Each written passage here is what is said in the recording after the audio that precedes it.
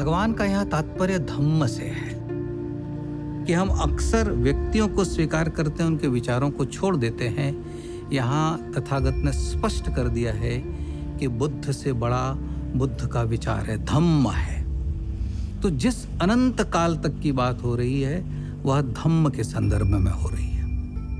आनंद उस बात को कंप्रीहेंड नहीं कर पाते हैं और वो इग्नोरेंट रहते हैं। Buddha repeated this for 3 times.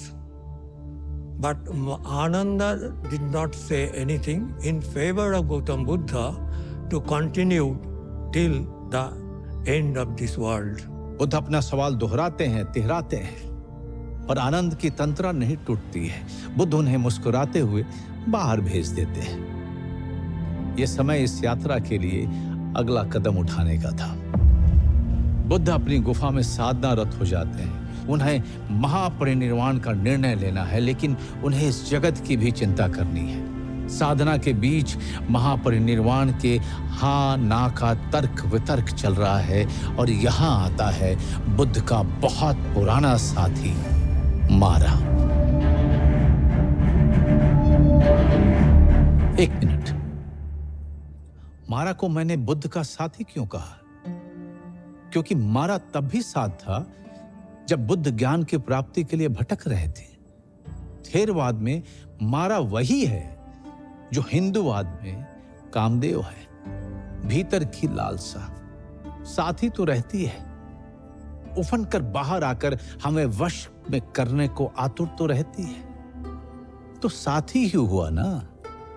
मारा बुद्ध को निर्वाण पाने से पहले भी भटका रहा था, पर बुद्ध मारा पर विजय पाते हैं और निर्वाण प्राप्त करते हैं। अब मारा को पता है कि वो बुद्ध पर विजय तो पा नहीं सकते। मारा यहां दूसरा रास्ता अपनाता है, विनती का। बुद्ध की तपस्या किस हद तक है कि मारा को भी उनसे प्रार्थना करनी पड़ती है कि अब तो आप अपना परिनिर्वाण प्राप्त कर लो। Don't trouble yourself, that I will enter nirvana anyway. It's in my hand. I know, I can see through. And I know what your intentions are behind troubling me and prompting me and pushing me towards that state.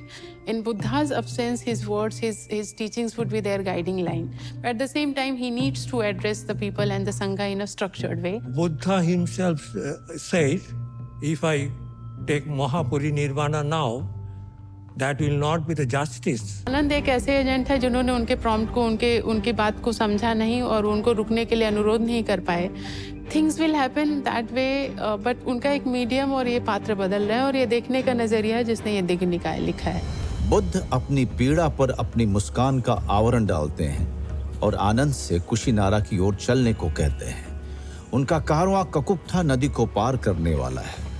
वे अपनी टोली को विश्राम के लिए कहते हैं, पर क्या बुद्ध अपनी पीड़ा के कारण आगे नहीं बढ़ पा रहे हैं, या बात कुछ और है? और ठीक यही बुद्ध घोषणा करते हैं कि वे कुशीनारा में साल वृक्षों के वन में रात के बीच के पहर में महापरिनिर्वाण अवस्था में प्रवेश करेंगे, और रात के आखिरी पहर उनका महापरिनिर्वाण हो जाएगा। शिष्यों के समूह में दुख की लहर फैल गई, लेकिन जो तय है दुख उसे टाल नहीं सकता, ना यात्रा को, ना महापरिनिर्वाण को।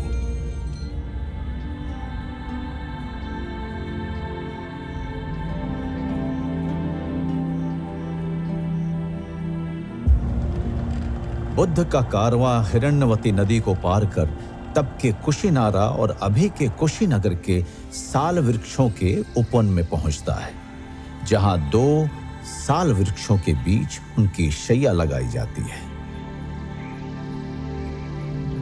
बुद्ध ने अब अपने प्रिय शिष्य आनंद को कुशीनारा के मल्ल राजाओं को ये बता देने के लिए कहा कि बुद्ध महापरिनिर्वाण लेने वाले हैं। इस सूचना ने सोते हुए शहर को जैसे नींद से जगा दिया।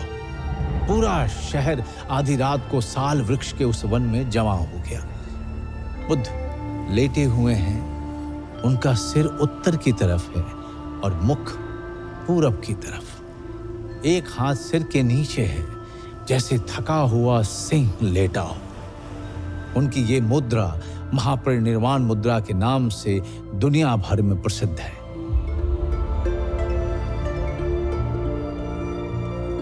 महापरिनिर्वाण से पूर्व उन्होंने एक ऐसी बात कही जो इस कहानी का भी एक नया मोड़ है।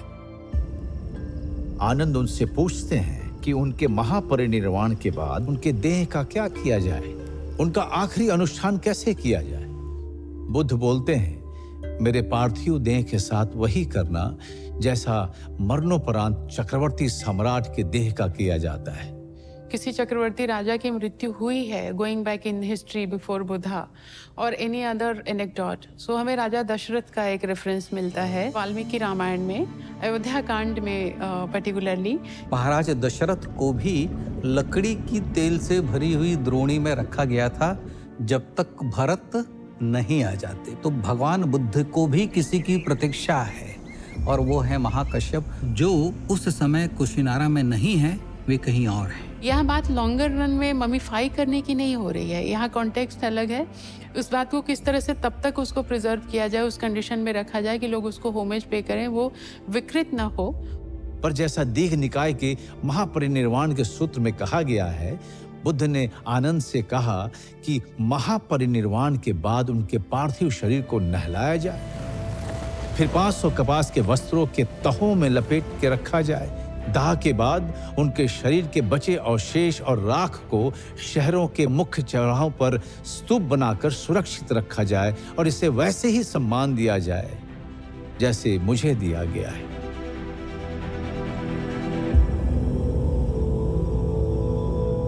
बुद्ध जैसे ही महापरिनिर्वाण को प्राप्त होते हैं, एक भूचाल आता है। कुछ देर बाद जब धरती थमती है, तब साल के वे वृक्ष फूलों से भर जाते हैं और वे फूल भगवान बुद्ध की पार्थिव देह को ढक लेते हैं।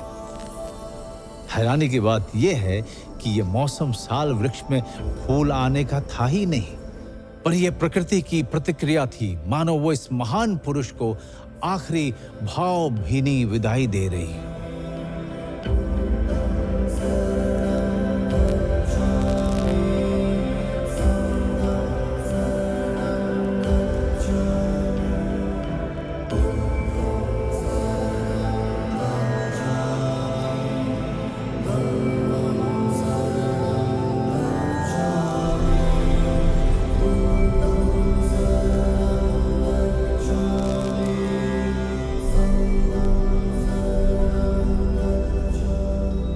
दिन तक उनका शरीर दर्शन के लिए रखा गया। उस समय षोडश यानी 16 महाजनपद थे, उनमें से ज्यादातर बुद्ध को मानने वाले थे। वे सब वहां पहुंच जाते हैं। When news started to spread, people wanted to come and venerate the body of the Buddha before it goes through the process of the final cremation. And of course, Kushinagar was in the Malla kingdom, and the Mallas had long been supporters and advocates and worshippers of the Buddha. Kushinara के मल्लों को बुद्ध के महापरिनिर्वाण का दुख तो था, पर उन्हें यह गौरव भी मिला था कि तथागत का महापरिनिर्वाण उनके राज्य में हुआ। उन्होंने पूरे शहर में बुद्ध की अंतिम यात्रा निकालनी चाहिए। मल्लों द्वारा जब बुद्ध की चिता को अग्नि देने के सभी प्रयास विफल हुए, तब अनिरुद्ध उन्हें समझाते हैं कि बुद्ध के जाने माने शिष्य महाकश्यप 500 बौद्ध भिक्षुओं के साथ बुद्ध के अंतिम दर्शन को आ रहे हैं। तथागत चाहते थे उनका आखिरी अनुष्ठान महाकश्यप और उन भिक्षुओं के आने के बाद ही किया जाए। ये शीघ्र बुद्ध की बची हुई देह को जला देना चाहती थी, तभी वर्षा होती है। पर वो वर्षा बुद्ध की चिता बुझाती तो है, पर जलने के बाद, और अंत में बचता है तथागत के कपाल का एक हिस्सा, उनके 4 दांत और कंधे के नीचे की हंसली की 2 हड्डियां, ढेर सारी राख और crystals. What what are we getting out of that? Not just the cosmic event of Mahaparinirvana, but at the same time, he is leaving behind the legacy in terms of relics. And the cult of relics starts from here. The term relic, which is used in English, derives from a Latin term meaning remains or what is left behind. Relics and stupa is synonymous in case of Gautam Buddha. Last rites होने के बाद relics थे, उसको collect करके एक jar में कुशीनगर के लोगों ने रखा। जो मल्ल शासक थे उनका एक काउंसिल हॉल था, उस काउंसिल हॉल में उसको ले आके रखा गया, गाजे बाजे के साथ, तरह तरह के फेस्टिविटी के साथ पब्लिक के दर्शन के लिए संभवतः रखा गया होगा। इस सीन को जिस तरह से इंडियन आर्ट पे डिपिक्ट किया गया है, विदिशा से एक पैनल मिलता है जहाँ पे असभय दानम there is a inscription and relics are shown to be kept there.